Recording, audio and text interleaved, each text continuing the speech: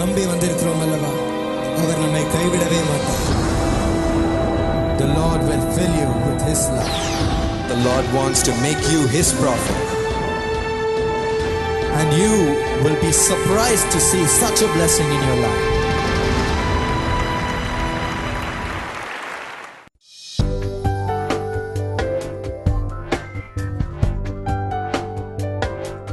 Friends, இப்பொழுதும் இந்த அருமையான ஒரு நேரத்திற்குள் உங்களை சந்திப்பது எனக்கு ரொம்ப சந்தோஷம். இந்த அருமையான வருடத்தில் நம்ம இந்த மாதத்தில் விசேஷமாக ஒரு புது விதமான செக்மெண்ட்ஸை நம்ம பார்க்க போகிறோம். அதாவது ஆண்டவருக்காக மரித்த இரத்த சாட்சிகளோட வாழ்க்கையை பற்றி நம்ம பார்க்க போகிறோம். இந்த மாதம் பூரா அதை தான் நம்ம தியானிக்க போகிறோம். அவங்களோட வாழ்க்கையெல்லாம் நான் வாசிக்கும் பொழுதே ரொம்ப ஒரு இன்ட்ரெஸ்டிங்கான வாழ்க்கையை நான் வாசித்து பார்த்தேன். அவங்க செய்த ஒவ்வொரு ஸ்டெப்லேயும் செய்த ஒவ்வொரு காரியமும் பார்த்திங்கன்னா ரொம்ப அதிசயமாக இருந்தது. அவங்களோட நம்பிக்கை, ஆண்டவருக்கான வைத்திருந்த ஒரு வைராக்கியம் எல்லாம் பார்த்திங்கன்னா ரொம்ப எனக்கே அதிசயமாக இருந்துச்சு. நிச்சயமாக உங்களுக்கும் இன்ட்ரெஸ்டிங்காக இருக்கும்னு நினைக்கிறேன். ஸோ நீங்கள் தொடர்ந்து வரும் வாரங்கள்லேயும் நீங்கள் அவங்களோட வாழ்க்கையை நீங்கள் கேட்டு பாருங்கள். நிச்சயமாக உங்கள் வாழ்க்கையிலையும் அது ஒரு மாறுதலை கொண்டு வரும்னு நான் நம்புகிறேன். உங்கள் வாழ்க்கையும் நிச்சயமாக ஆண்டவர் அதன் மூலமாக தொடுவார்னு நான் நம்புகிறேன். முதலாவது ஒரு வசனத்தை நம்ம தியானிப்போம். வெளிப்படுத்தின விசேஷத்தில் 2:10 நீங்கள் பார்த்தீங்கன்னா, ஆண்டவருடைய சீஷனான யோவான் அவர் சொல்கிறார், நீங்கள் எதற்குமே பயப்படாதீங்க. என்ன ஆனாலும் பரவாயில்ல, நீங்கள் எதற்குமே பயப்படாதீங்க. பிசாசானவன் உங்களுக்கு எதிராக வருவான், உங்களை சிறையில் போடுவான், உங்களை சிறையில் போட்டு உங்களை தவிக்க வைப்பான். ஆனால் நீங்கள் எந்த ஒரு சூழ்நிலைக்கும் நீங்கள் பயப்படவே பயப்படாதீங்க. ஏன்னா நீங்கள் ஆண்டவர்கிட்ட உங்களை ஒப்பு கொடுத்து நீங்கள் நம்பிக்கையோடு இருந்தீங்கன்னா ஆண்டவர் உங்கள் தலையில் ஒரு கிரீடத்தை வைத்து உங்களை உயர்த்துவார் அப்படின்னு அவர் கூறுகிறார். இந்த வசனம் பார்த்திங்கன்னா அவரோட வாழ்க்கையிலே இந்த காரியங்கள்லாம் நாம் நடந்ததை பார்க்கலாம். இந்த யோவானை பற்றி நம்ம பார்த்தோன்னா, அவர் முதலாவது ஆண்டவருடைய சீஷனாக இருந்தார். ஆண்டவருக்கு 12 சீஷர்கள்னு நம்ம எல்லாருக்கும் தெரியும். அந்த சீஷர்களில் ஒருவராக அவர் இருந்தார். ரெண்டாவதாக பார்த்திங்கன்னா மத்தேயு 17 நம்ம வாசிக்கலாம். ஆண்டவர் இந்த உலகத்தில் இருந்தபோது அவர் மறுரூப மலையில் சென்ற பொழுது, அவர் மறுரூபமாகும் பொழுது அங்கே பார்த்திங்கன்னா 3 சீஷர்கள் தான் அவரோடு இருந்தாங்க. அவர் மறுரூபம் அடைகிறத 3 பேர் தான் பார்த்தாங்க. அந்த 3 பேரில் ஒருத்தர் யோவான். அப்போது பார்த்திங்கன்னா ஆண்டவர் மறுரூபமாகும் பொழுது ஒரு சூரியனை போல் பிரகாசமாக அவர் முகம் மாறினது. அது மட்டும் இல்லாமல் அவரோட சட்டெல்லாம் பார்த்திங்கன்னா ரொம்ப வெளிச்சமான ஒரு தோற்றத்தை அது கொண்டிருந்தது. அப்படி ஒரு அதிசயமான காரியத்தை பார்க்கும்படி ஆண்டவர் யோவானை அங்கே வைத்திருந்தார். ஃப்ரெண்ட்ஸ், நாங்கள் கூட இஸ்ரேல் சென்றிருக்கும் பொழுது அங்கே மறுரூப மலை மீது நாங்கள் போயிருந்தோம். அங்கே ஒரு ஆலயத்தை வைத்திருந்தார்கள். சரின்னு அந்த ஆலயத்திற்குள் சென்று நாங்கள் ஜெபிக்கலான்னு சென்றிருக்கும் பொழுது அங்கே உள்ளே போய் ஒரே ஒரு அறை எங்களுக்காக கொடுத்துருந்தாங்க.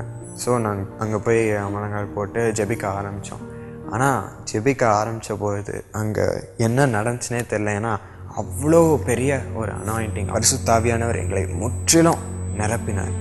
அந்த மாதிரி நாங்கள் எந்த இடத்துலையுமே நாங்கள் நிரம்பினதில்லை. அவ்வளோ ஒரு சந்தோஷம், உலகத்தின் காரியங்கள் எல்லாவற்றையும் மறக்கும்படி ஆண்டவர் செய்தார். பரிசுத்த ஆவியானவர் முழுவதுமாக எங்களை ஆட்கொண்டார். அந்த இடத்துல ஆண்டவர் மறுரூபம் அடைந்த பொழுது இருந்திருந்தால் எப்படி இருந்திருக்கும்னு அப்போ யோசித்து பாருங்கள். அந்த மலையில் போய் அந்த ஆலயத்தில் ஜெபிக்கும் பொழுது அவ்வளோ அனாயிண்டிங். அந்த நேரத்தில் இருக்கும் பொழுது யோவானுக்கு எப்படி இருந்திருக்கும்? பிரியமானவர்களே, ஒரு அருமையான அந்த நேரத்தில் யோவான் இருக்கும்படி ஆண்டவர் அவனை ஒரு விசேஷமான சீஷராக வைத்திருந்தார். நம்ம அப்போஸ்தலர் 3 அவரோட வாழ்க்கையை பார்க்கலாம். அவர் பிறந்ததுலேருந்தே சப்பானியாக இருந்த ஒரு மனுஷனுக்கு ஆண்டவருடைய நாமத்தில் சுகத்தை அழிக்கும் பொழுது பிரதான ஆசிரியர்கள் அதெல்லாம் பார்த்து, எப்படி நீ இயேசுனுடைய நாமத்தில் இப்படிலாம் செய்யலாம் அப்படின்னு அவங்க வார்ன் பண்ணி, இப்படிலாம் நீ இனிமேல் செய்யக்கூடாதுன்னு அவரை அதட்டி அவரை அனுப்பிவிடுகிறார்கள். 2வது முறை பார்த்திங்கன்னா அப்போஸ்தலர் 5 அவரையும் இன்னும் நிறைய அப்போஸ்தலர்களையும் சேர்த்து சிறையில் போட்டுடுறாங்க. ஆனால் இவ்வளோ நடந்த பிறகும் அவர் ஆண்டவர் மீது இருந்த அந்த நம்பிக்கையை அவர் இழக்கவே இல்லை. எனக்கு ஆண்டவர் தான், அவர் மீது தான் நான் வைராக்கியமாக இருப்பேன்னு அவர் ஆண்டவரை பிடித்து கொண்டார். அதன் மூலமாக பார்த்திங்கன்னா ரோம நாட்டில் ஒரு பேரரசன் இருந்தார். அவர் டொமிஷியன் என்ற ஒரு பேரரசன். அவருக்கு இந்த சீஷர்களை பிடிக்கவே இல்லை. சீஷர்களை பாடுபடுத்தி கொண்டே இருந்தார் எப்பொழுதும். இப்போது யோவானை அழைத்து மக்களிடம்லாம் சொன்னார், ஆண்டவருடைய சீஷனா என்ன, இந்த யோவானை இப்போ நான் என்ன பண்ணுறேன் பாருங்க அப்படின்னு ஒரு பெரிய விளையாட்டு அரங்கத்தின் மத்தியில் யோவானை கொண்டு வரும்படி சொன்னார். அப்போது அந்த மக்கள்லாம் ஆர்வமாக என்ன நடக்க போகுது, ஆண்டவருடைய கடைசி சீஷனாக அந்த நேரத்தில் யோவான் இருந்தார். அப்போது இவர் தப்பிச்சிருவாரா, என்ன நடக்க போகுது அப்படின்னு அவங்கெல்லாம் பார்க்க வந்திருந்தாங்க அவளை. அப்போது அந்த டொமிஷியன் என்ற பேரரசன் அவர் வந்து கேட்குறாரு யோவான்கிட்ட, என்ன யோவானே, நீ தான் ஆண்டவருடைய அன்பின் அப்போஸ்தலரா, என்ன சாவரத்துக்கு ரெடியாக இருக்கியா அப்படின்னு அவர் கேட்குறாரு. இப்போது யோவானை பார்த்திங்கன்னா அவர் ஒன்றுமே சொல்லலை. அவர் பாட்டுக்கு அமைதியாக அந்த இடத்துல இருக்கார். அவர் ஆண்டவர்கிட்டே ஜெபம் பண்ணிகிட்டே இருக்கார். அந்த நேரத்தில் எப்படி அப்படி இருக்க முடியும்னு நீங்களே பாருங்கள். எத்தனையோ பேர் நம்மளை சுற்றி இருக்கிறாங்க, எல்லாரும் கிண்டல் பண்ணி கேலி அடிச்சிட்டு இருக்காங்க. இப்போ ராஜா எப்படி கேட்குறாரு, நீ சாவறதுக்கு ரெடியா அப்படின்னு கேட்குறாரு. ஆனால் அவர் அமைதியாகவே இருந்தார். ஆனால் ராஜா அதை பார்த்து கோபம் அடைந்து, என்ன இந்த கிறிஸ்தவர்களே இப்படி தான் மூட நம்பிக்கையோடு அவங்க இருக்கிறாங்க, எப்பொழுதும் இப்படி தான் அப்படின்னு அவர் ரொம்ப கோபம் அடைந்து அவர் ஒரு கொதிக்க எரியும் எண்ணெய் கொப்பரை எடுத்துகிட்டு வர சொன்னார். அதை எடுத்துகிட்டு வாங்க, இவரை அந்த கொப்பரையில் தூக்கி போடுவோம், இவரை எரிஞ்சு அவர் சாவதை எல்லாம் இந்த மக்கள் எல்லாரும் பார்க்கட்டும் அப்படின்னு அவர் ரொம்ப கோபம் அடைந்து கட்டளையிட்டார். அப்போது இந்த ஜனங்கள்லாம் பார்த்தாங்க, என்ன ஆக போதோ, இந்த கடைசி ஆண்டவருடைய சீஷராக இருக்கிறாரே, அவருக்கு என்ன ஆக போதோ அப்படின்னு எல்லாரும் பார்க்குறாங்க. அப்போது அந்த கொப்பரையை எடுத்துகிட்டு வந்து வைத்து இவரை போடும்பொழுதும் பார்த்திங்கன்னா அவர் ஜெபித்து கொண்டே இருக்கார். அவர் எந்த ஒரு சத்தத்தையும் அவர் போடல, பயமே இல்லை அவருக்கு. ஏன்னா ஆண்டவர் மீது அவ்வளோ நம்பிக்கை வைத்திருந்தார். எனக்கு அவர் போதும், நீங்களாம் யாரும் வேண்டாம், ஆண்டவர் மீது நான் நம்பிக்கையாக இருக்கிறேன், வேறு யார் மீதும் எனக்கு நம்பிக்கை வேணாம் அப்படின்னு அவர் ஆண்டவரை பற்றி கொண்டே இருந்தார். அப்போது அவரை தூக்கி போட்டாங்க. போடும்பொழுது எல்லாரும் பார்த்தாங்க, ஐயோ யோவான் அவ்வளோதானா அப்படின்னு எல்லாரும் அவரை நோக்கி பார்க்குறாங்க. அப்போது அந்த கொப்பரையில் அந்த எண்ணெய் எரிவதை நான் பார்க்குறேன். அதை கொதிக்க வைத்திருக்கிறார்கள்.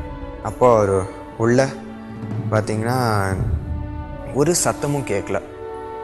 அதுதான், ஒரு சத்தமும் உள்ளேருந்து அவரிடமிருந்து கேட்கவே இல்லை. எல்லாம் நினச்சிக்கிட்டாங்க அவ்வளோதான், செத்து போயிட்டார், மரித்து போயிட்டார், அவ்வளோதான் இனிமேல் யோவான் அப்படின்னு. ஆனாலும் பார்த்திங்கன்னா உள்ள ரொம்ப நேரம் கழித்து பார்க்குறாங்க, யோவான் அப்படியே தான் இருக்கார், ஆனால் சத்தம் இல்லை. ஆனால் யோவான் அதை அறிந்து அவர் சாகலை, ஆண்டவர் அவரை காப்பாற்றி விட்டார் என்று அறிந்து அவர் ஆண்டவரை இன்னும் சந்தோஷமாக அவர் துதிக்க ஆரம்பித்தார். ஆண்டவரே எனக்கு காப்பாற்றினதுக்காக நன்றி என்று அவர் ஒரே சந்தோஷம் அடைந்தார். அவரை ஆண்டவர் விடவே இல்லை. உடனே ராஜா அதை பார்த்து ரொம்ப கோபம் அடைந்தார். இவரை சாவடிக்கவே முடியாதா, அவர் வணங்கும் தேவன் அவரை காப்பாற்றி விட்டார், இவரை என் கண்ணு முன்னாடியே நிற்க வைக்காதீங்கன்னு ஒரே எரிச்சலாக இருந்தது ராஜாவுக்கு. இவரை எங்கேயாவது தூக்கி கொண்டு போய் போடுங்க, என் கண் முன்னாடி இவர் நிற்கக்கூடாது அப்படின்னு அவர் கட்டளையிட்டார். அப்போ அந்த ஜனங்கள் எல்லாம் பார்த்து ஒரே ஆச்சரியப்பட்டார்கள். எப்படி யோவான் உயிரோடு இருக்கிறார், எப்படி அவர் இருக்கிறார், இந்த தேவன் அவரை காப்பாற்றி விட்டார் என்று அந்த ஜனங்கள் எல்லாம் பார்க்கிறார்கள் ஆச்சரியமாக. யோவான் அதுக்கப்புறம் பார்த்திங்கன்னா தனியாக ஒரு யாருமே இல்லாத ஒரு தீவில், பத்மோ தீவு என்னும் தீவில் அவரை தூக்கி போட்டாங்க. இந்த தீவில் யாருமே கிடையாது, அவர் மட்டும் தனியாக இருந்தார். அப்போது ஆண்டவர், நான் உன்னை கைவிடவில்லை, நான் கூட தான் இருக்கேன்னு அவர் காண்பித்து அந்த வெளிப்படுத்தின விசேஷம் என்ற அதிகாரத்தை நம்ம வேதத்தில் பார்க்கிறோம். அந்த அதிகாரத்தை அப்பொழுது தான் யோவானிடம் ஆண்டவர் காண்பிக்கிறார். அப்பொழுது தான் ஒன்றுன்னா சொல்கிறார், ஒவ்வொரு காரியத்தையும் ஆண்டவர் வெளிப்படுத்துகிறார் என்ன நடக்கப் போகிறது என்று. அப்பொழுது யோவான் அந்த காரியத்தை எல்லாம் ஆண்டவர்கிட்டருந்து பெற்று எழுதுகிறார். என்ன ஒரு அருமையான காரியம் பாருங்கள். ஆண்டவர் ஒவ்வொரு இடத்துலையும் ஏன் யோவான் வர வேண்டும், ஏன் இதை யோவான் செய்ய வேண்டும் என்று அவர் வாழ்க்கையில் எல்லாவற்றையும் தீர்மானித்து வைத்திருக்கிறார். அந்த பேரரசன் இறந்ததுக்கப்புறம் அவரை அந்த தீவிலேருந்து திருப்பி கொண்டு வந்துடுறாங்க. அப்போ எபேசு பட்டணத்திற்கு அவர் போகிறார். அங்கே தான் திருப்பி அந்த ஊழியத்தை தொடர்கிறார்.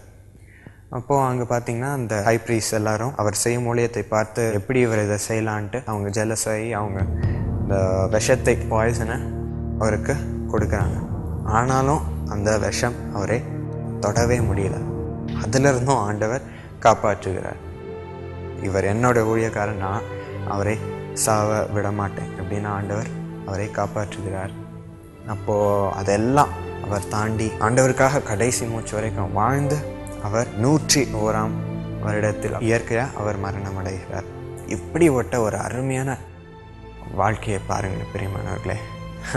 ஒவ்வொரு ஸ்டெப்லேயும் நீங்கள் பார்த்தீங்கன்னா எல்லாவற்றிலையும் ஆண்டவருடைய திட்டத்தை நம்ம பார்க்கிறோம். அவரோட வாழ்க்கையே ஆண்டவருக்கு ஒரு சாட்சியாக வாழ்ந்தார். பிறர் அவர் வாழ்க்கையை பார்க்கும் பொழுதே அவங்க கற்றுக்கிட்டாங்க. உண்மையான தேவன் அவருடைய வல்லமையையும் அவங்க பார்த்தாங்க. அதிலே மக்கள் தொடப்பட்டாங்க.